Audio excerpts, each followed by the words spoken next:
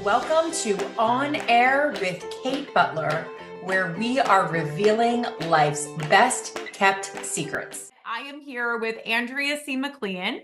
Andrea is here to share with us about how to rewrite your story. Specifically, she is going to share with us how she transformed her life and how you can too. And let me just tell everyone, you are in for a treat with our next guest here. I'm just going to take the liberty of doing an introduction so that you can get a broad scope of the expertise that is coming to the table here. And then we're going to dive into all the good stuff.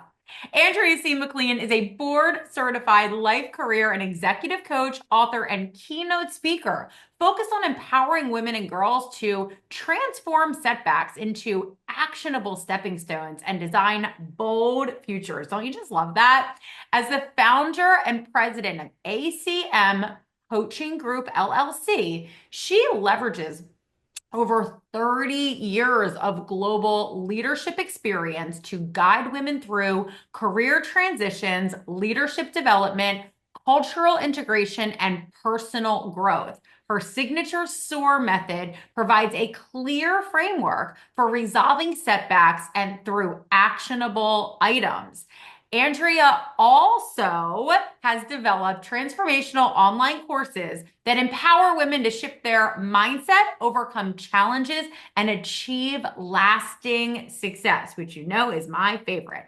An award-winning author, her book, Decide to Be Your Future Self, earned a 2024 Story Trade Award in the motivational self-help category. She also mentors through Rider University and Women Unlimited, Inc., encouraging women to embrace their potential and live authentically. Andrea's coaching philosophy centers on leveraging strengths and to create sustainable, transformative change. Andrea, welcome. It's absolutely amazing to have you here today. I am Thank you. so excited to welcome you to our podcast. We talk about sustainable change here and sustainable success, as I mentioned, and I know that your books and your programs do that. So I want to kick off and start with what inspired you to decide to write this book that is called I love this title, Decide to Be Your Future Self. And how did your journey influence what you wrote about in this book?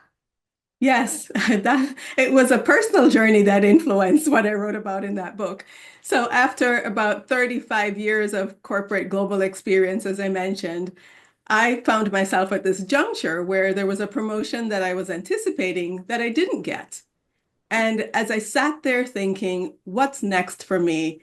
Am I going to sit and wait to see maybe I'll get a different promotion in another year? Or, do I give somebody else the reins to make the decision for me?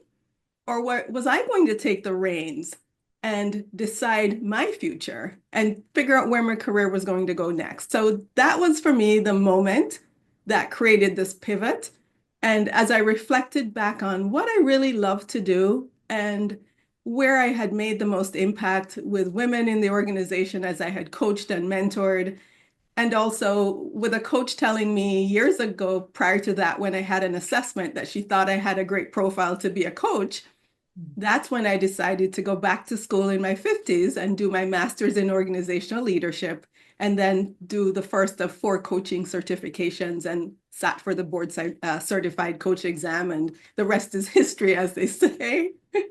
I love so many things about what you just said there. You know, you could have just settled, right? You could have said, this is it for me, and I'm going to settle, and I'm just going to kind of go with the flow or see what life gives me, or just kind of settle in and accept where I am. Mhm. But you chose this power of pivot, as we say, right? You chose to make Right. that pivot.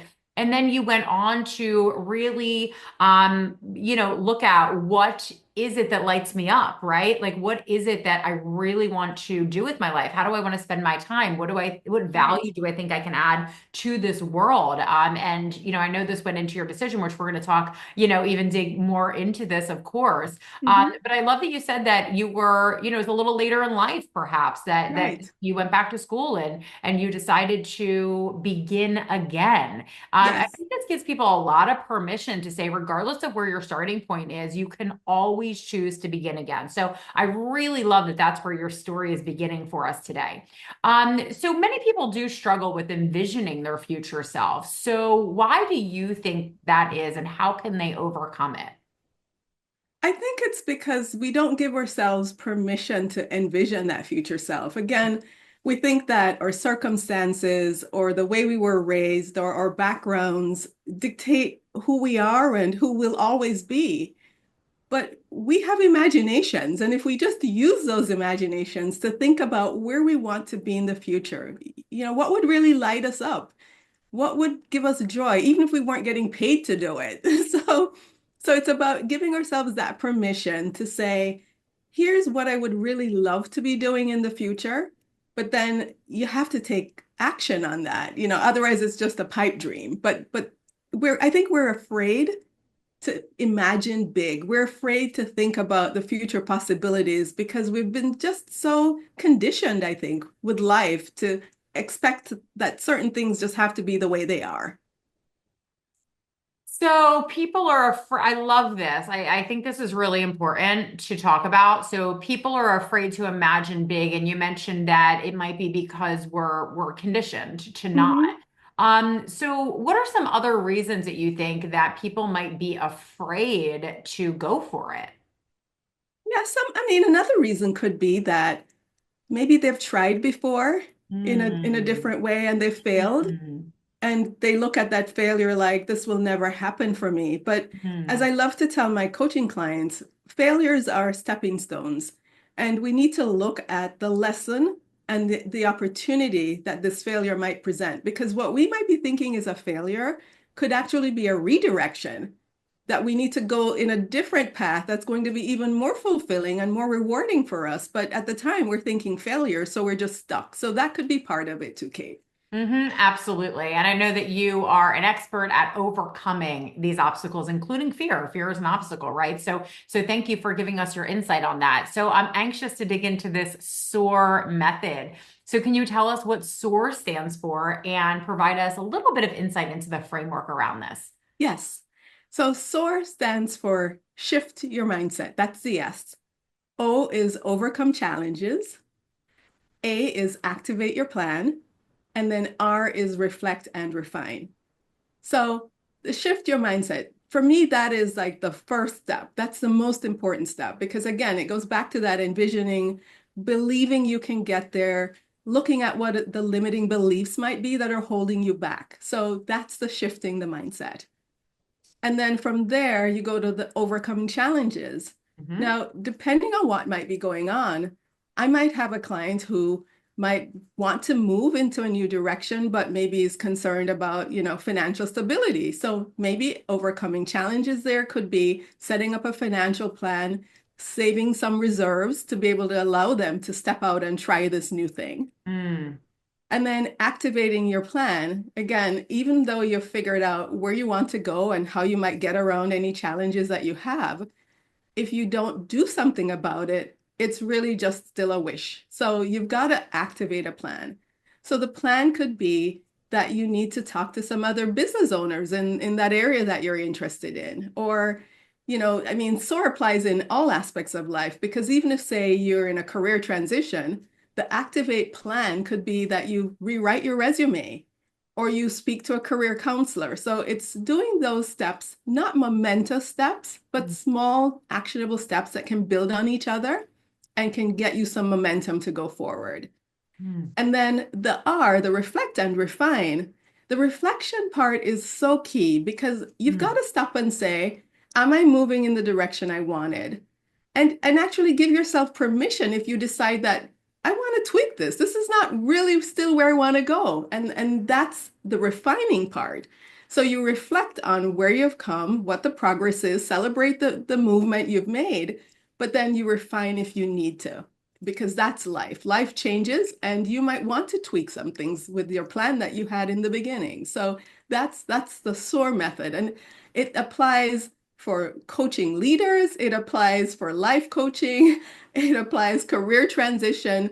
And it's really about soaring in life. So it's, think of an eagle soaring. For you to rise and soar like that, these are the four pillars that I've created to get you there. And you're right, these four pillars really translate across industries, across communities, across different goals that people are going for within their life. Yes. They're so transferable. So this is just really such a powerful framework that you have created. So if someone's listening to this saying, Andrea, this sounds great. I really hear you. I understand what you're saying, but I still feel stuck in my circumstances. How would you speak to what somebody's first step may be if they are feeling that way right now? So for me, the first step would be to understand what are the circumstances that they're Mm. feeling stuck in, Mm. and to unpack that, and then to see if we can shift the context to think about if you were able to turn that around, or if you were talking to a friend who had that problem, what would you say to them? Because many times we're so close to the issue that we really don't even think that there is a possibility or another way to get unstuck. So I would figure out what is the issue, reframe it, and then we could work on what are some tangible small steps that that person could take. Maybe it's about building some self-esteem or building self-confidence before they can move further. So it might be looking back at what are their strengths? What were they good at when they were younger? What do they get compliments on? Because they may be undervaluing themselves and not really realizing that they have what it takes to become unstuck. You bring up some really good points, and I really appreciate these really intentional words and examples that you're providing because we're talking about using your imagination and creating your future self, and really creating a life and a dream and a goal where anything is possible. And you yourself, have done so many incredible things in your life. You've really gone after those big goals, and you've been able to accomplish them. But Mhm. now we're also talking about sometimes it might be a small step and a small step in the right direction, right? And that is okay too. And I Mhm. really love that you allow that space for people to meet them where they are. So whether it's a small step or whether it's a big step, we can use this framework to what I call move that needle forward, right? And as Right. long as we're moving in the right direction, we will arrive, we will get there. Right. We will achieve that goal at some point. And I Yes. really love that you support people through that in all of the different ways. Yeah, Yeah. and it's funny because I remember hearing once, and it's a true statement, and I tell this to people today as well. So 2 years from now, 2 years will pass. You'll still Mm. get there. But if you don't do anything over the next 2 years, you're going to be the same you are today. And there was this woman who wanted to go to medical school, and she was in her 40s. And she thought, gosh, everybody, they're going to be in their 20s. I'm going to be the oldest student. But then she started thinking that in 7 years, yes, she'll be 47, but she could probably still practice for another 20 years if she wanted to as a doctor. And if she didn't go to medical school, she'd still get to 40, to, 67 rather, in the 20 years. So it's like, take the 7 years, do the med school, graduate at 47 and be a doctor for 20 years. You're still going to be 47. So it's really about reframing our thinking in Mm. terms of possibility that can happen if we are intentional about our futures. I absolutely love that. You're right. Most people and the conditioning really is in our world today is like, by the time you have gotten into your first or second career, you're complete. You are complete, right? And so it feels outrageous. It might feel outrageous for someone out here to hear, like, what do you mean go back to 7 years and I'm going to be 47 by the time? But you're saying no, right? Like, Oh, look at the alternative is that right. you end up at 47 and you haven't done that. That's the alternative. And what Exactly. might that feel like, right? Right. So I love that you are really getting into what you're calling this future self, kind of Mhm. mindset and this future self awareness to say, well, what if you are 47 and you haven't gone for it and you haven't done the work and you haven't dug in? That's the alternative. And is that really what you desire for your life? And so it's a really beautiful and fresh perspective. Um, I would love for you to talk to people about what your process is for figuring out what your future self wants or what your future self goals are or how you really get yourself into that future self imagination. Because somebody might be saying, that's really great, but I'm not sure if I want to be a doctor or go back to school, right? And so I have a future self, but I'm not exactly sure what my future self might want or what my future self looks like. How would you help someone navigate that and get clear? I would start with what really gets you excited? Like, what are Mm. you passionate about? Did you have some hobbies, for example, that you really love doing, didn't bring in any monetary value for you, but it's just something that you love to do? Do you like to work with children? Do you like being out in nature? Just what do you love to do? And then I would say create a vision board of those things that you love to do because it's about that story that you're trying to piece together to Yeah. see what could this look like in terms of a career or my future. So that's where I would start is what really excites you? Because, one of the things I'm not, going to tell people is that we all have to be like each other. That's not, and again, I when I was a teenager, I was always comparing myself with people thinking I need to be exactly like them. And I learned you have to be you. So I would encourage them to be their unique selves and figure out what really sparks them, not what anybody else is doing, but what do they want to do? And then start the visioning from there once they've identified those strengths and those things that bring them joy. I really appreciate your approach. It is very warm, it's very inviting, but it's also foundational and structured.